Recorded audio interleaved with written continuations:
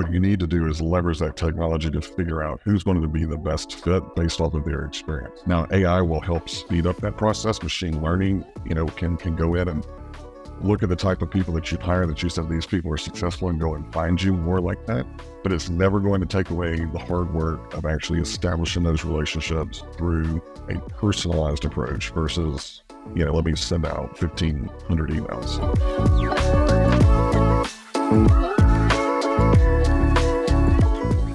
Hello everyone, and welcome to another episode of the Recruiting Revolution.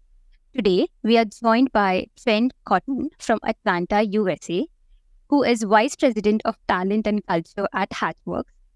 Trent has been in the HR industry since 2004, and Trent is an author, consultant, a top voice on LinkedIn, and also shares his insights through his blog at springrecruiting.com. That attracts thousands of readers and offering, unique perspective on various recruitment subjects. Welcome to the show, Trent. So happy to have you here. Thank you. Thank you very much. I'm excited about our conversation today. Great. So before we jump into the specific, part of recruiting things, can you just, help us a little about your journey so far in the industry? Okay, sure. Actually, I did not start in recruiting. I put myself through college working as a banker, and I thought once I graduated college, that's what I wanted to do.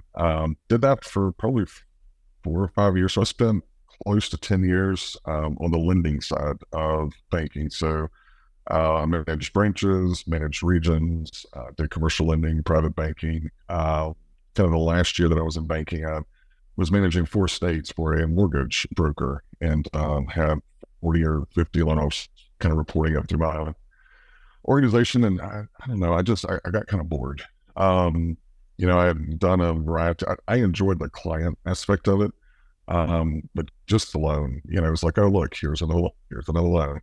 And my daughter was about 1.5 at the time. And I knew that if I was going to make a career pivot, that was the time that I needed to do it. Not necessarily the best from a risk standpoint, but I wanted to at least be established. So by the time she got into elementary school, I was working well within my career. So I remember I saw this posting for a contract recruiter for a bank. And I was like, let me just kind of throw my name out there, and had someone that was willing to take a risk. And the first 6 months, so this was back in 2004, first 6 months I had recruiters training me, and I use air quotes because there were a couple that would actually do cold hard recruiting, but most of them were just waiting on someone to apply. And, I was a calling officer, so I was used to doing cold calls on business owners, on doctor. And I remember one of them was telling me, kind of getting me ready for the recruiting world. It's like, people will hang up on you. And I just remember thinking myself, and people run me out of their place in business. If you want to talk about embarrassing, that's embarrassing. Someone hanging up on you, that's not a big deal.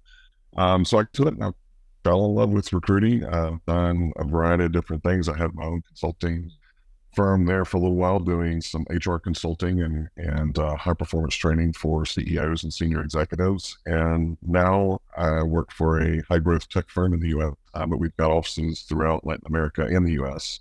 Right at about a little over 200 employees. And I am responsible for acquisition, through development, through retention, and everything in between. The fun part of HR, at least that's what I say. My counterpart who does the payroll, the benefits, we kind of work together on the corrective action policies and things like that. We complement each other very well, because you can do what I do, but she doesn't want to, and I can do what she does, but I definitely don't want to. So it's kind of find a good happy medium. That is amazing. You mentioned that because you've been in the industry since 2004. So how did you got introduced to the recruitment field? What was that one thing that, I want to go into that field? I wish I could say it was a little bit more deliberate. I knew that I wanted to get into HR because growing up, my grandmother would always say, if you don't like something, go over there, break it, fix it, and better. And whenever, as a leader, I think that the biggest angst that I always had was dealing with HR.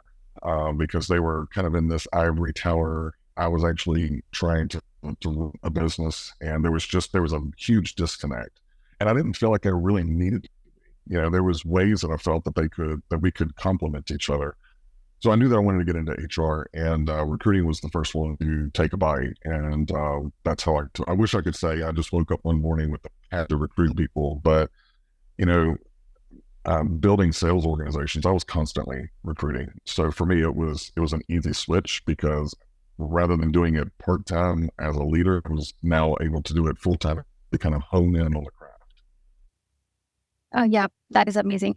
So, since 2004, like, have you seen like some drastic change into HR? Like yeah, like how has recruitment or HR industry, like the evolution? Would love to know that. Yeah, you're gonna make me feel old. So almost 20 years ago. Yeah. So whenever I started, um, Google was a thing, but Boolean was not. Like I don't know that any of us really knew how to do Boolean. So whenever I would take over a market, I would always get the executive to send me a phone book because at the time I was recruiting commercial bankers and mortgage bankers. So if you were to walk into my cubicle, you would see, like kind of off to my right, these stacks of phone books, stacks of things from Chamber of Commerce.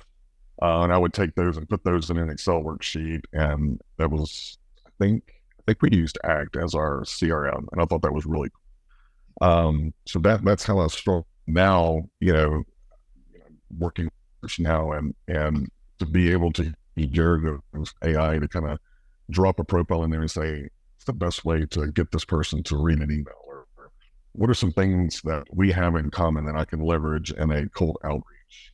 I mean, we had to do that in like real time. We didn't have any kind of help. The analytics about what was going on in the market, if I want to look at, if we're going to hire big software developers in the United States, but we've only got a certain budget, I've got a tool that's our sourcing tool. We use HireEZ. The thing I love about it is that it goes in all this market information. So I can compare just 7 different metro areas, which one has the population in terms of software developers, what's the bell curve look like on the compensation. So I think comparing when I first got in to how I am doing things now, one, I'm a hell of a lot more organized. But then two, I think I've got a lot more information to be able to provide consultative services to my end client. Understood. And also, back at the time, you were in the recruitment market. What like tools that you've used earlier, and what technologies that you were using then, and also like till now, like which is like one technology that you might be using still. Is there any tool that you're still using? Outside of just good old telephone, picking up the phone and calling someone and saying, hey, like your background, or you were referred over to me and you've got a great reputation. I'd love to just kind of connect with you. That's just about the only tool that I use now that I used to use then. And I don't think that any of that's really going to change, because at the base recruiting, it's about establishing, developing, nurturing, and executing upon relationships. At the end of the day, I mean, I don't care what technology you bring in, it still comes back to that baseline. So I think that baseline is never going to change. How we go about it and how we go about deepening those relationships or even establishing those. I think with some of the tools and the changes that we're seeing in Gen AI, that I think it's going to enhance it. As long as recruiters don't do what they normally do, which is, oh, here's a tool, let me just send 50,000 emails out. You gotta stay true to that relationship and be very intentional. I think those are more successful recruiters, is those that look at the tools and say, how does this allow me to be a lot more intentional about the relationships that I develop for the organization? And also, like, what are some of your favorite tools to use right now in this era? In this era, HireEZ is definitely one, from the sourcing, CRM, the analytic aspect of it. They've got a really cool new add-on that you can actually look at your organization compared to a competitor and see who's swapping talent. I mean, it's unreal. From a HR analytics standpoint, I like Visier. They've been at the forefront of HR analytics since I think we started using them my previous institution. I want to say 2016, if not a little bit before.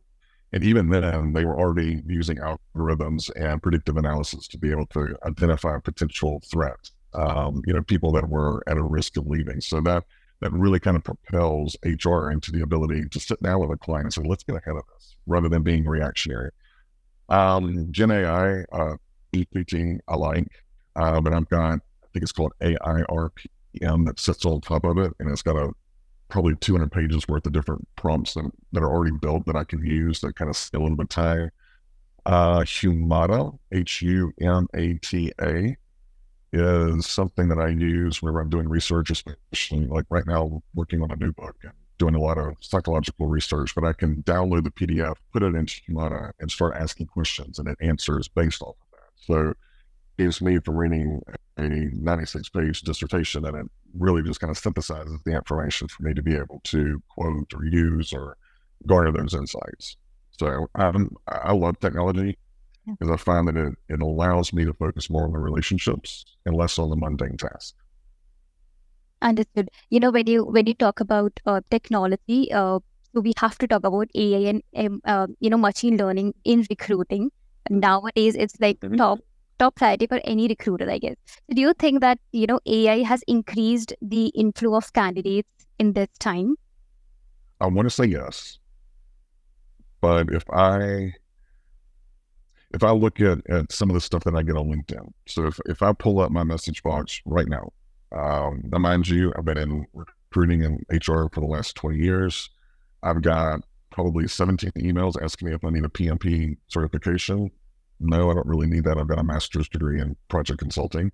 Asking me about franchise opportunity, asking me about, just a variety of things. So to me, it's increased the spam to where it's just like, hey, this person is in this field, just send them something. And, it's almost like throwing a bunch of bread and food out onto a lake and hoping to God to come up and get it, rather than actually being very, I'm going to say precise about the fish that you want to get. So my concern, again, is that recruiters are going to say, here's a new tool. I can type in mortgage loan officer in Louisville, Kentucky. It'll pull up 200 people. I'm just going to email them. Well, yeah, you may get a bite out of that, but if you've been in recruiting long enough, you're going to recognize the fact that you're going to get a bite, but it'll be the one that you want. What you need to do is leverage that technology to figure out who's going to be the best fit based off of their experience. Now, AI will help speed up that process. Machine learning, can go in and look at the type of people that you hire that you said these people are successful, and go and find you more like that. But it's never going to take away the hard work of actually establishing those relationships through a personalized approach versus, let me send out 1,500 emails. Yeah. Also, don't you think that we have enough tools nowadays that do we really need AI and ML technology? No, we do. We do. Okay, we don't. I think that we do need it because, so let's take, the machine learning aspect of it. If I am working within a system and let's say we have 10 software developers and I need to hire another 10 in 6 months. If I've got a system in place that has, AI ML working in there, and I can go into the system and say, we hired these 10. Out of these 10, 6 are high performers, and that algorithm, that machine learning can go in, well, based on this information, here are 6 or 7 more that you probably want to do who have the same qualifications, the same background, whatever it is, whatever those high-performing behaviors, skill sets that you nominate. To me, that's being smart, because if I know that these 6 are successful and now AI has given me another 10 just like them, I don't have to worry about going and finding another 50. I want to work on those 10 and I want to go deep. I'm going to almost pull like a 007 on them and like be working the relationship on the network from all these different sides. So by the time I actually pick up the phone, they're going to be like, yeah, I've been wondering when you were going to call. And that's success for the organization. I'm not just wasting a lot of time. I'm not wasting my hiring manager's time by interviewing people that are lackluster. I'm starting with the best and then I'm branching out from there. Yeah, that is true. But there's a lot of concern, out there that if AI comes into the picture of recruiters, like human connections with the candidates will be lost somehow. Do you think that would No, be? Yeah. nope, nope. So I like to use the example of Iron Man. All right. So good recruiters will look at AI like Iron Man. So Tony Stark by himself, he's a badass, right? He's smart, he's handsome, very charismatic, very business savvy, just a genius. So on his own, he is an amazing individual. But then whenever he puts on that suit that's got AI and his assistant in there, then he becomes a superhero. So I think that recruiters that go into the organization or go into this and they're evaluating these tools, who look at it and say, this can help take me from Tony Stark to Iron Man because it's going to be, instead of AI being artificial intelligence, but being augmented intelligence, those are going to really excel because they're going to look at what are the tasks that I can automate to this AI so that way I can focus on the true human side of it. In any large institution, the recruiting organization is bogged down by mundane, repetitive processes. If I were still at a large organization, those would be the prime targets for me for any kind of Gen AI or any kind of product like that. It's like, what can you take off of my team's responsibility that's repetitive, not necessary, but not value added and not human centric? And those, I'd outsource those to AI all day long and twice on Sunday. Because if I do that, and then I'm able to leverage some of these other tools for research, for candidate development, for marketing, then my recruiters can actually spend more time having a conversation with someone, truly evaluating, are they the right fit for this role? Not just culturally, not just skill, but also aptitude. Does this fit with the career journey that the individual wants to? Because let's face it, a lot of times recruiters are like, hey, do you have this qualification? Do you have this qualification? Are you interested? How much to make? Okay, goodbye. Yeah. And we wonder why the turnover is so high in new hires. We should be able to actually have a good, wholehearted, extensive conversation with our candidates because AI is taking the other crap. Yeah, that is so true. And when we talk about recruiters, so recruiters have tons of open roles, and prioritizing is actually one of the most difficult things for recruiters, which leads to actually misdirection and increasing the time to fill actually. Which brings me to your book, which is Sprint Recruiting. Can you talk us through what exactly is sprint recruiting? Oh, okay. So I had to go through Kanban training, design thinking training, and Agile within 3 weeks. So it was probably like 4 weeks worth of training. And I'm a producer. I don't like to sit around in classes. I love to learn, but I don't want to sit for 5 days and 8 hours a day. I have ADD, so it's just like very painful. So I went kicking and screaming. But I came out of especially Agile training and just kept thinking to myself, okay, if these tech firms are using this to develop more client-centric products faster, more efficiently, and a higher quality, there's got to be something. There's got to be something that we can do similar using some of the precepts in recruiting. So I started kind of toying around with the idea and went through a couple of different phases. I was managing a small team. We were supporting our engineering group at the time. And so the CIO was my direct client, drove me absolutely crazy. And I was almost at a point where I was like, maybe I need to get out of recruiting. Know that this is going to change. I don't know that I can fix this. I've been at it, I think, at that point for 15 years. So I started kind of testing with the theory, and I realized that there are 4 dysfunctions in every recruiting organization. And I've worked for several, I've consulted several, and just about every pain point falls in one of 4 categories. The first one is that everything's a priority, which means that nothing is a priority. It's the chicken little. All of us have had those leaders at the time my CIO would come on Tuesday afternoon. This is the most important group of roles. And then by Wednesday morning, it had completely changed. And, my team was exhausted. The second is that we move so fast that we never stop and see, okay, what's working and what's not. We just continue to repeat our mistakes, go over our obstacles, and that's the definition of insanity. The second, or excuse me, the third, that there just lacks a drum beat. I'm a musician, so I like in the band whenever there's a drummer because all of us are playing at the same beat. If you don't have a drummer, then I'm on the piano at one speed, the guitarist is playing at another. It's chaos. But that drummer keeps in beat. And then the last one is that I realized that the feedback loop was broken, if existent at all. So those are the four dysfunctions. The four principles of sprint recruiting work to counteract those. The first is the sprint itself. It creates efficiency. So imagine you're a hiring leader and your group of recruiters, you've got 600 open roles and you've got 7 people on your team. When you ask the client, what needs to be done first? Well, all of them, right? All of them. What we want to do is we want to kind of force that into a funnel. So the first step is that sprint, and you sit down with that executive over the entire department and say, okay, we've got 400 open roles or 600, whatever the number is, more over the next 2 weeks. So you're time boxing them. Over the next, which ones are the most important that you want my team focused on? So let's say they come up with 20. Okay.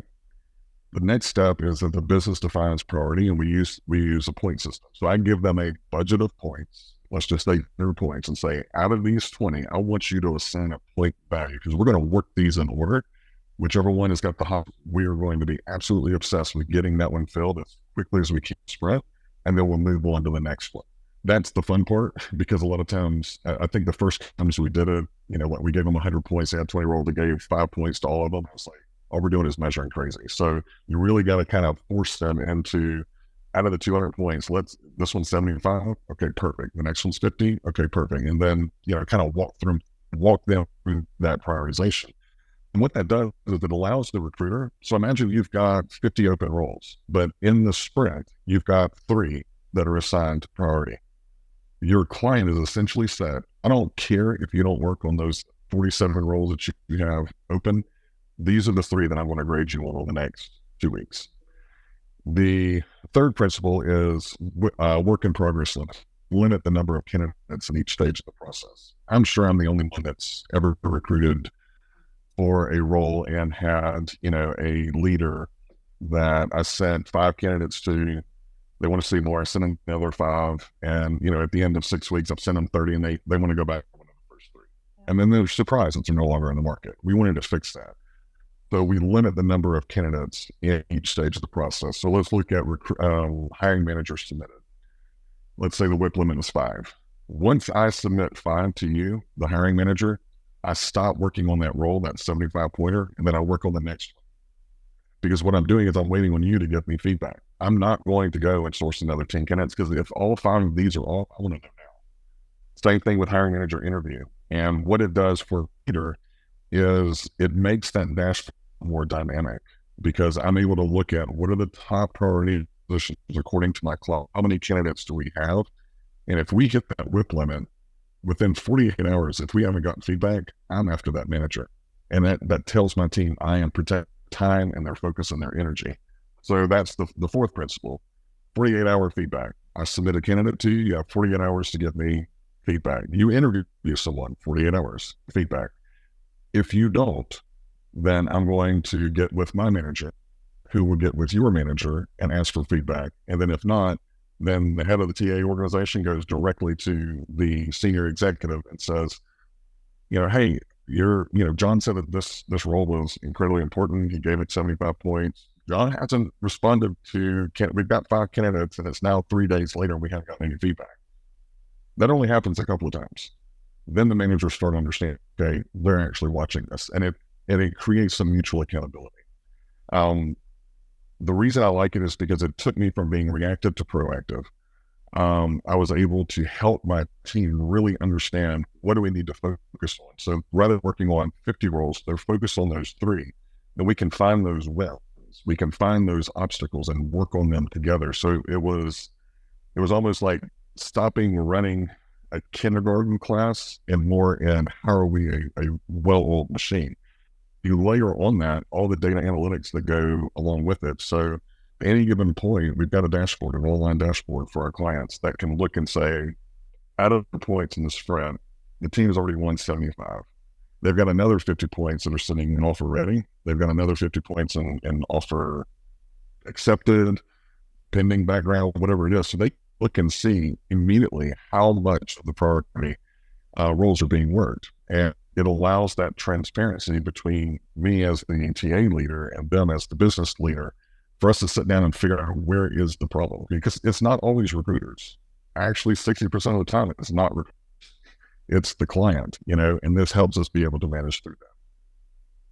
You talked about like open positions. The number was really high, like around, you said 400 to 600. But what about startups, when there is only one recruiter, say for example, there is only one recruiter and we have 10 open positions. For startup, every position is important. Unlike MNCs and big companies where, so how to manage that? Like, will sprint recruiting work in startups or no? Yeah, actually, to me, it works even better because if you've only got one recruiter and 10 open positions and all of them are critical, we had our CEO, he was the tiebreaker. So there were several times where, the executives in our firm would go, here's the point system. And then our CEO would look at it and go, no, this one is the most important one. This one is the second one. And it gave me cover fire because if other leaders were complaining, they had to go to the CEO. I didn't assign the points. That's not my job. My job is to make sure that we meet that definition of success. So if you've only got one recruiter with those 10, let's say the top one is 75 points. They're working on that one exclusively rather than trying to spread themselves incredibly too thin. They can really dig into that search. And I guarantee you, 80% of the time, we'll find quicker results, higher quality, and they're able to get the jobs filled a heck of a lot quicker. Understood. And also, apart from your team, like, are there any real examples where, sprint recruiting, has shown like great results? Because you consult a lot of worked with a kind of a global company, 200 or 300 recruiters. I think they fill 15,000 or so positions a year, and they have very different levels. So they had executive searches that were very niche, that took a long time because there was only a couple of candidates in the market. Then you had kind of that middle executive, and then you had a high volume. And we were able to apply that methodology across the organization. There were different whip limits. So like high volume may have a higher whip limit than your executive searches because, you don't really need 5. If you get 3 across the board, get some feedback then before you spend too much more time. So we were able to kind of monitor it and change it a little bit for that particular organization. We found very similar to whenever I first put it in, our time to fill was 67 days. Within the third sprint of 6 weeks in, we were able to reduce that to 27. With this organization, it was a national group, and they were, I think, within the second sprint, so they were able to shave about 13 or 14 days off of their time to fill. But more importantly, they were able to actually look at, do we have the right resources? Do we have enough resources? We were able to identify that there was one team that was actually overstaffed. Whenever we put this in place, we realized that we could do more with less and move 2 of those over into a different part of the organization that was suffering because they didn't have enough FTE to actually cover the open roles. So, the resource allocation aspect of it, the communication of the transparency with your client, it works across the industry. Also, how long does the training take? I usually do about a half a day training because I like to make it fun. I have different activities in there to teach the concepts. Implementing it, I would say it takes about a month for recruiters and the hiring managers to kind of start to make that bend in their head of going, okay, this is a little different. Like I gave the example before, here are the top 20 positions that are open, assign 5 points to all of them. No, that's not how we do this. So there's a little bit of a training with the hiring manager. There's also a mindset shift for the recruiter because all of us, in the example you gave, one recruiter with 10 open roles, I got to touch all of them. No, that is counterintuitive to productivity. We want you to focus on this one and then focus on the next one after that. So there's a mindset shift that as a facilitator and as a trainer for the methodology that I've got to go in and train the hiring manager, which I also train the recruiters. And it's funny because you kind of get through that second sprint, like, oh yeah, this is good, this is good. And at the end of the third, they're reverting back. And so you almost like you have to retrain them again. Go, no, you're flipping. Let's get back on track. I think when a third, like an expert tries and explain them, the same thing that recruiter is explaining them. I mean, that makes a difference actually. It does. It does. Yeah. And for a lot of the recruiting organizations, like I'll talk to a leader that read the book. Oh, I'm going to do this, but I don't know that my leadership's going to take it. I can come in and be the bad guy. But I can also come in and say, look, I've done this with organizations that are twice your size or in the same industry, or I'm done. There's been a couple of times where I go, your competitors are using it. Don't you want to use it too? So it kind of gives that TA leader, I kind of become their battle buddy and say, okay, we're going to do this together. And whenever we're implementing it, once I kind of train the team and help them implement some of the basic stages, then it's almost like I'm a scrum master. So I'll join the stand-ups and make sure that they're keeping to the ceremony that are associated with the daily stand-up, their retrospectives that they have, the occasion calls. And that's the other benefit that came out of sprint recruiting is that we had all these meetings, all these reports, all these updates. And it was like we were spending so much time doing stuff, we didn't even have the time to go out and recruit. We have one report that rules them all. So the recruiters go in, because, let's face it, all the applicant tracking systems, they don't really have what we to be able to communicate with our clients. So all of us have got a Google Sheet or an Excel that we keep everything up with manually. I have the recruiters do that, and then I use Data Studio to create the visualization. So that way they're updating that one report. And, if you've got a large organization, then you put the little drop-down buckets, and then the end client or the end user is able to just zero in on their particular area and see exactly what's going on. The other thing is that we have, daily stand-up. I do mine Monday, Wednesday, Friday. Some organizations, especially in high volume, they do it every day. They need to. And it's the same agenda. Where are you on your high priority roles?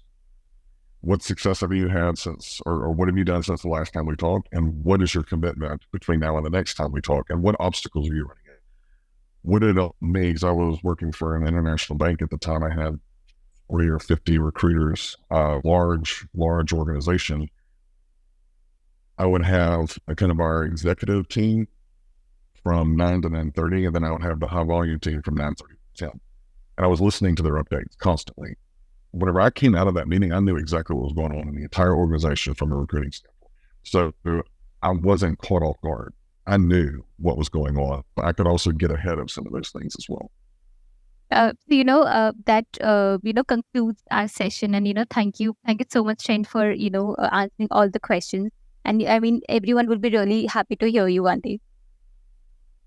Well, thank you. I look forward to helping anyone who is struggling trying to make sense out of chaos. Read the book. You can I'm constantly answering LinkedIn where people go, hey, I'm trying to do this, I'm running into that. And I also do consulting. So if you really want to kind of train the organization and be able to implement it, I am available for that as well. That is amazing. And look out for my new book that's coming out, The Secrets to a High-Performing Recruiting Team. Should hopefully get it out after the first of the year. Okay. Great. Sounds great. Well, I really appreciate the time. Thank you, Trent. Thank you.